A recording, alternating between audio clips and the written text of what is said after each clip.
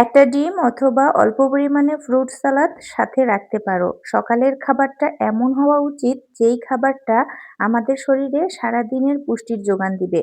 ঠিক এমনই একটা রান্না আজকে শেয়ার করছি। নিয়েছি ১ ফালি মিষ্টি কুমড়া। মিষ্টি কুমড়াটা ছোট, ছোট টুকরো করে কেটে নিয়েছি। ২ কাপ মতো বুটের ডাল ২ গ্লাস পানি দিয়ে সেদ্ধ করে নিয়েছি। এর মাঝে দিব ফালি করে কেটে রাখা কাঁচামরিচ, ১ চা চামচ লবণ আর সেই মিষ্টি কুমড়োগুলো। অন্য একটা প্যানে ২ টেবিল চামচ রান্নার তেলে ২ টো পেঁয়াজ কুচি, ১/২ চা চামচ আদা বাটা, ১/২ চা চামচ রসুন বাটা। কালারটা একটু চেঞ্জ হয়ে আসলে সেদ্ধ করে রাখা কুমড়ো আর ডাল দিয়ে দিব।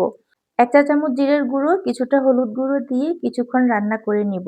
ব্যাস হয়ে গেল দারুণ মজাদার বুটের ডাল। নামমাত্র মসলায় রান্না করা এই খাবারটা রুটি দিয়ে অথবা ভাতের সাথে দারুণ লাগে খেতে। আমার বাসায় তো সবাই এটা অনেক পছন্দ করে আর বাচ্চারা তো মজা করে খেয়ে নেয়। এত মজার হয় এই খাবারটা। আজকের মতো এখানেই। সবাই ভালো থাকবেন। আল্লাহ হাফেজ।